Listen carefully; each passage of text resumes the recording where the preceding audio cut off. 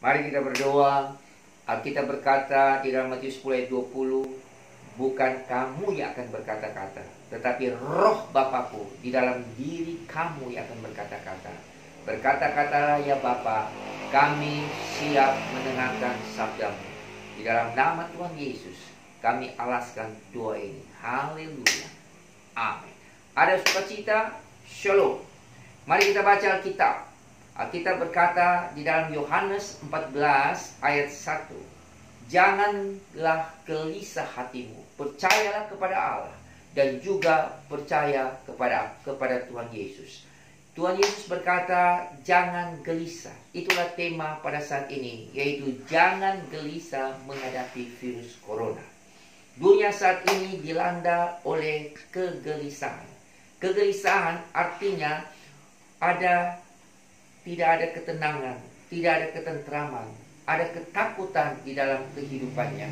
Alkitab berkata di dalam Ayub pasal 3 ayat yang ke-25, apa yang kutakutkan itu yang menimpa aku, apa yang kucemaskan itu yang mendatangi aku. Aku tidak ada ketentraman, aku tidak ada ketenangan, tetapi kegelisahanlah yang timbul. Jadi kegelisahan itu akibat daripada hubungan dengan Tuhan terputus. Dengan kata lain, ketiadaan iman. Ketiadaan iman menghasilkan keadaan yang tidak tentram. Tidak tentram menghasilkan takut. Takut menghasilkan panik. Panik menghasilkan pikiran liar. Pikiran liar menghasilkan gangguan saraf. Gangguan saraf atau neurosis hanya berjarak selangkah dengan psikosis. Dan psikosis itu sendiri adalah kegilaan. Mengapa kegilaan atau stres? Karena ketiadaan iman. Tetapi iman yang aktif menghasilkan hubungan dengan Allah. Hubungan dengan Allah menghasilkan keyakinan. Keyakinan menghasilkan kelegaan. Kelegaan menghasilkan ketentraman. Ketentraman menghasilkan keseimbangan. Dan keseimbangan itu adalah kewarasan. Kenapa waras? Karena ada hubungan dengan Tuhan. Menghadapi virus corona yang saat ini melanda dunia, marilah hubungan dengan Tuhan tetap ada. Itulah sebabnya mengapa manusia gelisah. Manusia gelisah karena yang kita bisa lihat di dalam poin Alkitab berkata, yaitu dalam Ayub 14 ayat yang pertama. Ayub 14 ayat yang pertama berkata, setiap manusia yang lahir daripada perempuan singkat umurnya dan penuh kegelisahan. Jadi wajarlah manusia gelisah. Tetapi beda dengan manusia Yesus. Di dalam Matius 1 ayat 18, Yesus lahir daripada Roh Kudus, yaitu Maria mengandung daripada Roh Kudus dan melahirkan Yesus.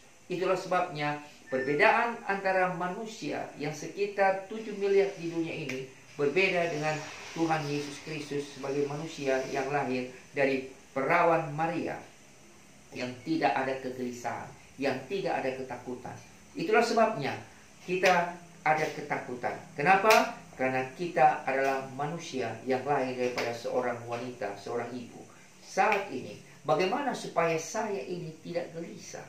Supaya kita tidak gelisah, yang pertama, kata Alkitab, yaitu Yohanes 14 ayat 1, jangan gelisah hatimu, percayalah kepada Allah dan juga percaya kepada Yesus. Poin yang pertama, supaya tidak khawatir, janganlah takut. Kita harus percaya kepada Tuhan. Siapakah Tuhan?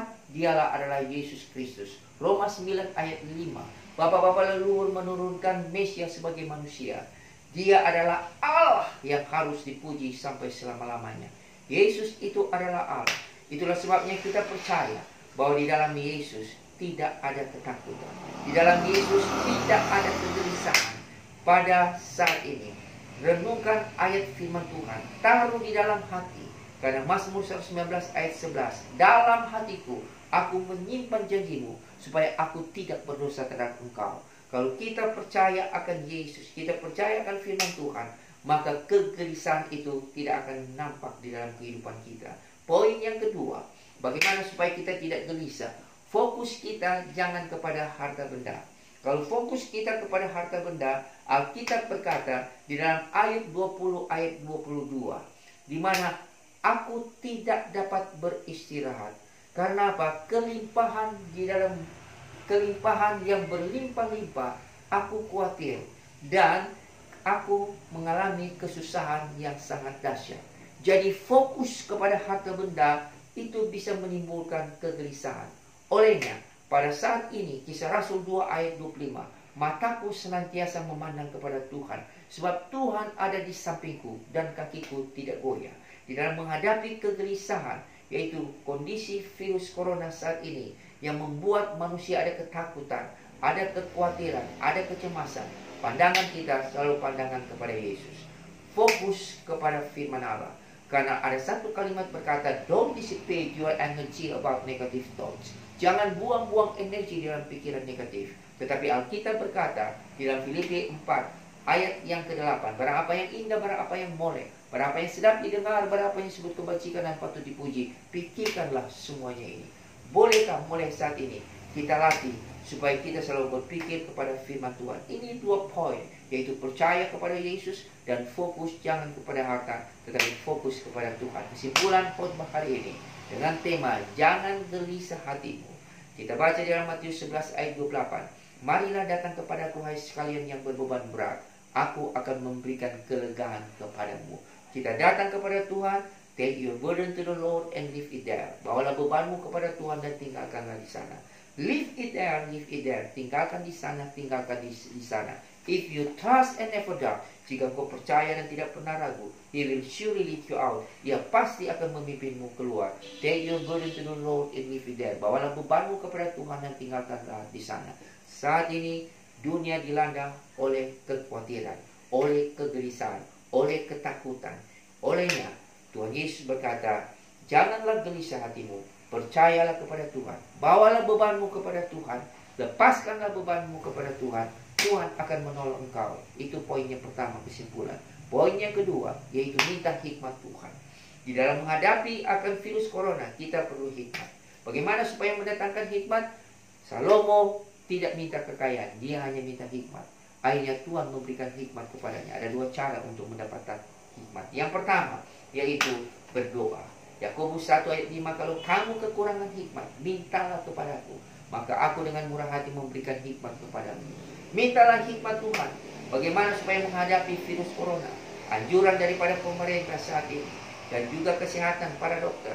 Ikutilah, mintalah hikmat supaya menyikapi akan nasihat-nasihat pemerintah, nasihat dokter, jarak dan sebagainya. Dan selama 2 minggu ini, yaitu 14 hari, ada masa ketenangan.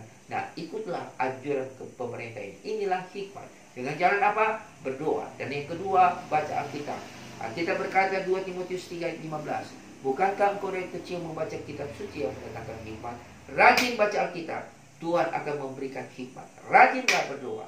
Itulah kesimpulan saat ini untuk menghadapi virus corona saat ini dengan tema jangan gelisah hatimu, tetap kuat di dalam Tuhan. Tetap sehat, jaga kesehatan, rajin berdoa, rajin baca firman, dan dengar-dengaran kepada pemerintah. Karena pemerintah melalui Alkitab Roma pasal yang ke-13 ayat 1 sampai 5 bahwa pemerintah itu adalah hamba Allah. Kita dengar-dengaran, taat pada anjuran pemerintah.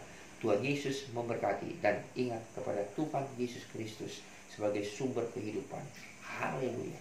Amin.